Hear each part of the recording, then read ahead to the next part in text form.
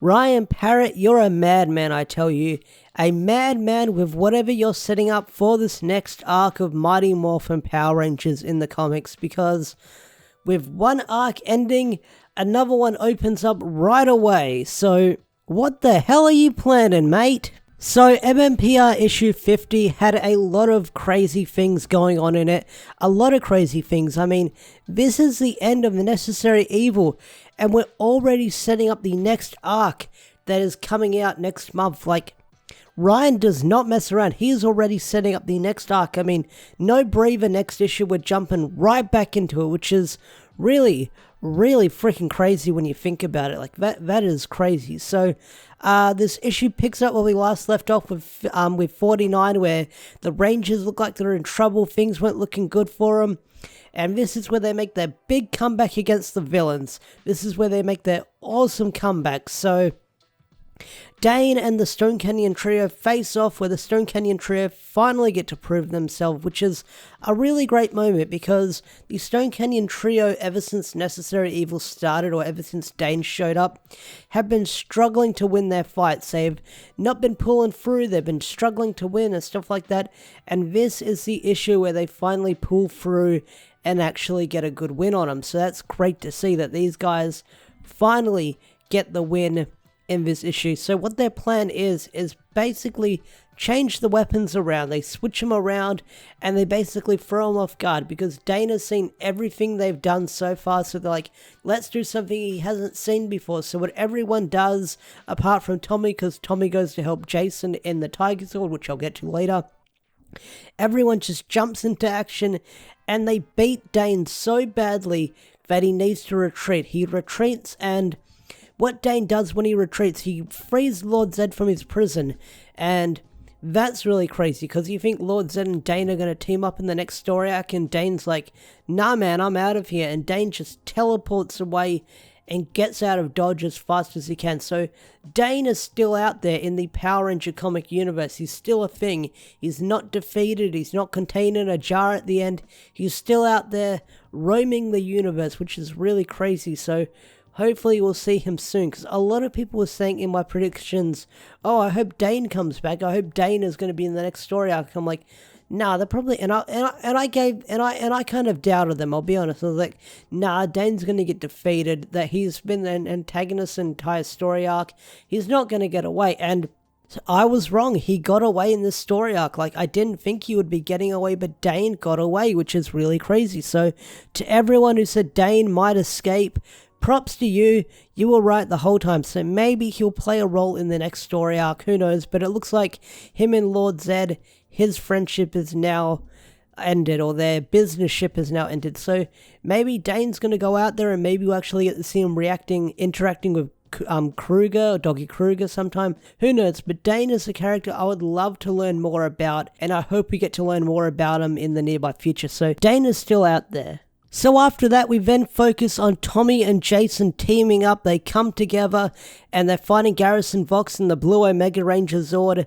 And Vox has got the advantage because he says this Zord was created to face any Zord that was ever built, which is some really interesting information, that the Omega Ranger Zords were built to face any Zord. Now, we did get some info on the Zords and the Omega Ranger powers in the final issue of Go-Go, but hearing that these Zords were designed to combat any other Zord built is some interesting lore and mythos behind them. So I kind of like that information we got. So to combat Garrison Vox, they fuse the Red Omega Zord with the Red Tiger Zord, and oh my god, this design is fucking beautiful. I love Danielle. Like, this is the last issue of Mighty Morphin Danielle will be doing until he returns, if he returns. And holy crap, Danielle, I gotta talk about Danielle's art like I usually do with every issue of Mighty Morphin.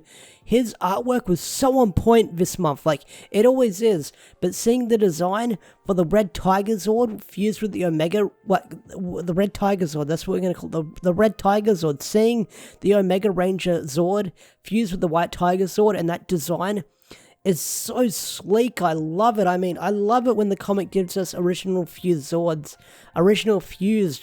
and we usually get that at the end of a comic arc here and there, but oh my god, to get another one in Necessary Evil So good, so good. Like, this is up there with one of my favorite Zords combinations we've gotten. So, they defeat Vox and the Zord, and the anointed or the empowered, whatever you want to call it, the minions of Kiya, or the people who chose to rise up against the Rangers, they're still bombarding the Zord, which is knocking it down, knocking their systems, and things aren't looking good for Tommy and Jason. And then the Solar Rangers come in, and what they use is basically the Solar Tricks, and the Solar Tricks basically absorbs all the Morphin grid energy into it and sucks it all up. So those people have their ties to the Morphin grid severed. It's gone. Capiche? It's gone. So the Solar Ranger kind of came in and was that Deus Ex Machina to tie off everyone's connection to the Morphin grid, including Kiya's. Like, Kiya's still got some energy to the Morphin grid because she's able to morph in her final confrontation with Trini, which I'll get to in a bit. And, like, so everyone, all those normal people kind of lost their powers to the Morphin grid, so they're back to being normal people again. So yeah, the Solar Rangers came in to save the day. I kind of wish they did more, but they were there to basically cut off, like I said, cut off those people to the Morphin grid and do that part of the storyline. So the last major fight we get in this storyline is Kiya versus Trini, and I kind of like the symbolism between those two fighting because they were really great friends throughout this arc, and they trusted one another, they worked together. If you read Go-Go, you see them forming the friendship, and you kind of allude to that friendship with them maybe someday having to fight, and that's what happens. They have a throwdown, Trini wins, and as Trini wins, you get that weird speech that the Blue Emissary said when he died. So whatever that means, that's probably going to play a role into whatever's going to happen later down the line. So Kiya's defeated, and Kiya and Garrison Vox are locked away in the jars. Now, I should also mention that Kiya's plan was to put the Mighty Morphin team in those jars as well, because, like I said, she didn't like the Rangers. She thought they weren't fit to save the universe and stuff like that, so she wanted to seal them away as well. So that's an interesting plan that she had. She didn't want to kill them, she wanted to lock them away. So Evil's defeated and everything's wrapped up nicely. The Solar Rangers go home back to their world. Aerie and Remy, they go home. Ranger Slayer goes back to her world, and she has an interesting bit of dialogue saying how she can't run from her past and the person she used to be, so she has to go home. So I think it's implied that, it was implied that Ranger Slayer has just been hanging out in space and other universes this entire time, doing her own thing. Well, I think she's been in space the entire time just doing her own thing, because she didn't want to return back to Drakon's world. So I'm hoping that her returning back to her world in this arc is probably going to tie into the whole Ranger Slayer one-shot we're getting in next month. I think we're getting it. It's either this month or next month. I think we're getting it. So yeah, that's going to happen. So I'm very curious what's going to happen to Ranger Slayer once we see her again, because she's going back to her own world. So after that, everything's all good. The Stone Canyon trio, they're their confident selves again. They're ready to be Rangers. And they get an alert from Alpha saying there's some meteor coming straight towards Earth. And Lord Zedd is planning something. He's talking to his snake saying, I'm going to do something evil, ha ha ha ha. And then he sees the meteor in the sky and he says, well, that will have to wait. So the meteor comes to Earth and it crashes into the ground, forming a crater. And who's in the meteor? Lord Drakkon.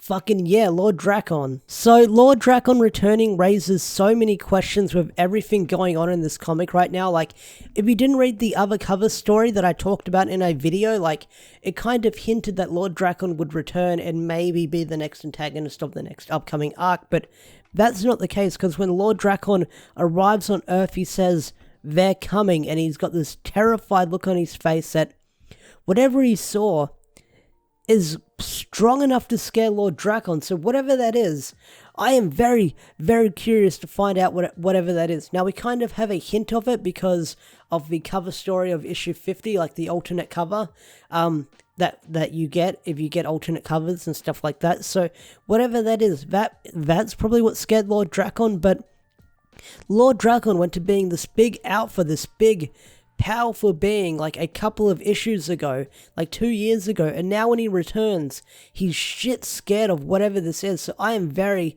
very curious to see where Ryan is going to be taking this next story arc with Lord Drakkon returning and whatever the next main antagonist is. Now we kind of know because of all the promo stuff like the Dark Rangers and stuff like that, but holy crap, like Lord Drakkon returning just raises so many questions with what's going on. Like, the see Lord Drakkon scared, like I said, is something. So whoever this is really, really powerful.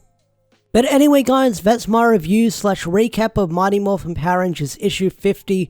Really good issue. I think Ryan wrapped up Necessary Evil really well. I was kind of worried how he'd do the finale of Necessary Evil, but he handled it really well because we're jumping straight into the next story arc. Amazing cliffhanger to be left on for next month when the next MMPR issue comes out, so that's really great. I'm excited to keep reading this comic to see where it's going to go next because Drakon is back, and Drakon is a fan favorite character, and to see Drakon scared shitless, I definitely want to keep reviewing and keep reading this to see where it's going to go, because holy crap, things can only go up from this, hopefully. So yeah, really great issue. I enjoyed it quite a fair bit. I might make a theory video on what Lord Drakkon is scared of, because there's a lot to talk about, a lot to discuss, and a lot to theorize about. So yeah, when there's no Beast Morphers episode on this weekend, I'll definitely put out a Lord Drakkon theory video with what just happened in the latest issue and stuff like that. But anyway guys, thanks for watching this video. If you enjoyed this review, hit the like button, subscribe to the channel if you're new, and I'll see you guys around. Peace out, take care, all that good stuff. Thanks for watching. Bye!